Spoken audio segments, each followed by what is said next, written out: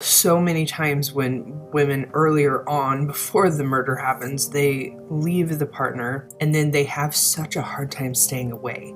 And people don't understand why that is. The women don't understand why that is a lot of times. It's trauma bonding. In the cycle of abuse, there will be abuse, and then there will be remorse. They'll ask for forgiveness. They may promise to change. They'll be especially sweet and kind, and all of these things that you fell in love with in the first place. And those behaviors give the victim hope that maybe something is going to change, that maybe things won't always be this way. And if they just hold out, that person that they fell in love with is going to come around. But it's a cycle. According to the National Domestic Violence Hotline, trauma bonds are the result of an unhealthy attachment. Humans form attachment as a means of survival. Babies become attached to their parents or their caregivers, whom they depend on, and adults become attached to other adults, people who provide comfort and support for them. So when one's main source of comfort also happens to be their abuser, trauma bonds can form. A trauma bond is a connection between an abuser and their victim emotionally. And then you get that dynamic of you as the abuse victim go to your abuser for comfort. This person, who probably is the cause of your discomfort, is also your comforter. They're one and the same person. And that dynamic is not easily understood by people that haven't gone through this. When you look at this in terms of a child, the child is dependent on the parent. If the parent is abusive, then that child will adapt reality in their minds so that it's not the abusive parent that is bad, because they have to be able to depend on that parent. They are the ones who provide for them, that take care of them. So then they will adapt it so that the abusive parent is really good and it's their fault. And we can understand that easier, I think, because of the power dynamics there. Child, adult, parent, caretaker. Like, that child is dependent on the adult. It is a little bit more difficult for people to understand when it's an adult versus an adult, but it's the same dynamic.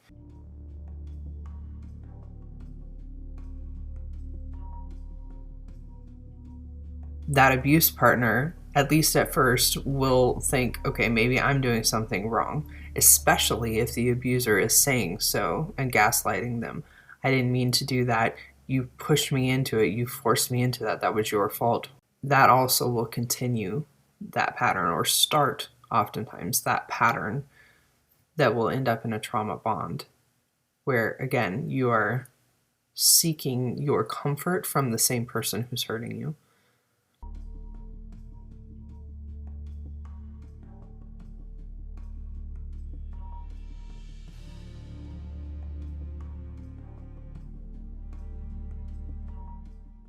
According to the National Domestic Violence Hotline, many survivors tell them that their abuser is wonderful 90% of the time, and it's just that 10% of the time that's the problem. Feel like you can deal with 10% for the 90% when they're great. That's a trap. They say, however, what we've learned is that the positive behaviors actually enable abusive behaviors to continue and escalate, because they make it so hard to honor the impulse to leave when it occurs. If your partner were abusive all the time and never respectful or kind, you probably wouldn't stick around. The good behavior, in other words, is what fosters the attachment that makes getting away from an abusive partner feel so painful and difficult. From my personal experience, it's like an addiction. And it is intentional by the abuser to create that bond. They may not know all of the ins and outs of trauma bonding and what that is and how it works, but they know that it works. They know that if they do this in this particular way, you're going to stay longer. And it's true. The last person that I was with, he would use abandonment. That was a big thing for him. So he would just stop talking to me, stop texting with me, like completely ghost me, refuse to answer anything from me. Sometimes for a day, sometimes for a couple of days, occasionally for weeks, and then come back and act like nothing had ever happened. He had never done anything.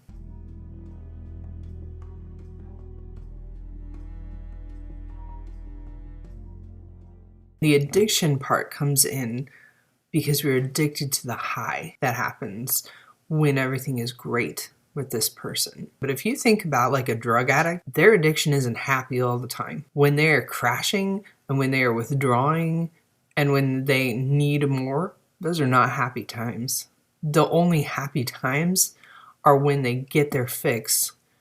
Then they're happy. Then all of the mental chemicals go off, the serotonin and all of these physiological responses. Then they're happy for a little while. Then there's that high. The same thing is true with abuse victims.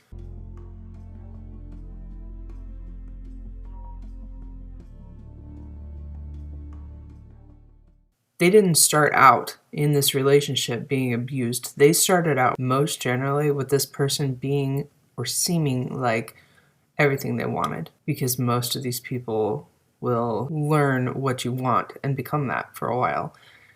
And so when you see that person again, you're like, oh, yes, this is the person that I actually chose.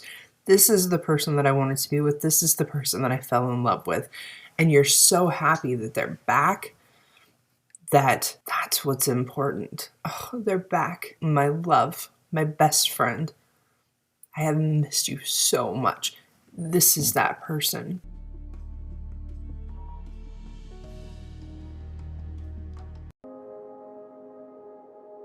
Unfortunately, this is a tactic that will keep you there. It will keep you stuck and will keep people there until they die. It's like a slow poison. I don't know if you've ever seen Percy Jackson. At one point, they're in this casino and they are just giving them these lotus flowers for free. And oh, they make them feel so good. They're so great. That's really good. But we're on a time-sensitive mission right now. Aren't we? I can't remember. I totally forgot what I was going to say. I think I figured it out. I think I know why we're here. Why are we here? To have fun. Okay. Let's never leave. Yeah. Let's stay here. And then eventually he realizes these are drugs. These are keeping people here. He talks to somebody who's been there for decades and feels like it's been a few minutes. It's kind of like that. You know that you have been there for decades, but it takes you right back to when you first were together, to when you first were in love, and it will keep you there a lot of times until you die. Super, super dangerous. I think it's important to do some symptoms so that you can kind of see if this is something that you can relate to. Obsessing over someone who has hurt you, even though they're long gone. Continuing to seek contact with someone whom you know will cause you further pain. Going overboard to help someone who has been destructive to you. Continuing to be a, quote, team member when obviously things are becoming destructive. Continuing attempts to get them to like you even though they're clearly using you. Trusting someone again and again who has proven to be unreliable. Being unable to leave or stay away from unhealthy relationships. Wanting to be understood by someone who clearly doesn't care. Choosing to stay in conflict with people even though it would cost you nothing to walk away. Remaining loyal to someone who has betrayed you. Being attracted to untrustworthy people. Being forced to keep damaging secrets about exploitation or abuse, maintaining contact with an abuser who acknowledges no responsibility. Now, obviously, sometimes these things can happen outside of an abusive situation, but when you have multiple of them, you definitely need to consider this. You can continue to miss this person, miss the good things, long for the good things from this person years after the abuse has stopped, years after you have cut ties with this person. If you see yourself in this, it'd be a good idea to contact help. You can contact the National Domestic Violence Hotline. Focus on what's happening right now. This is your reality. The past is the past. It is gone and you have no control over the future. Right now, what you're living, that's what you need to focus on. That's what matters. 2, focus on the evidence. If a person continues to abuse you and makes no steps to get help, focus on that. Don't focus on the promises that they make. Number 3, practicing positive self-talk. Abuse survivors, a lot of times, their self-esteem is really low, and they will beat themselves up too and do a lot of negative self-talk. Focus on positive self-talk instead. You can let me know whether or not you think that it's helpful, but I intentionally changed my personal slams to positive things. So instead of being like, you're such an idiot, I'll be like, that's really smart, April. Freaking A, you're smart. Or whatever. And it's still an insult to myself, but at least it's positive. You can give ideas of better practices in the comments, but that's one of the things that I did a long time ago. I changed so that my wording is better. I try to practice that. And then practice self-care. Self-care is super important. I didn't know self-care was a thing when I was younger, like years into abuse. I had not really been taken care of. And to do it yourself, that felt really selfish. I struggled with that a lot. And I've talked to a lot of other women who struggle with that a lot. Especially when you have kids involved and the kids are like, I want your attention. And you're like, yeah, I love you, but I have to go away and take care of myself now. It feels so selfish at first, but it's so important. It's really not selfish. It really isn't. In order for you to be the best person that you can to take care of your kids, you have to be in good shape.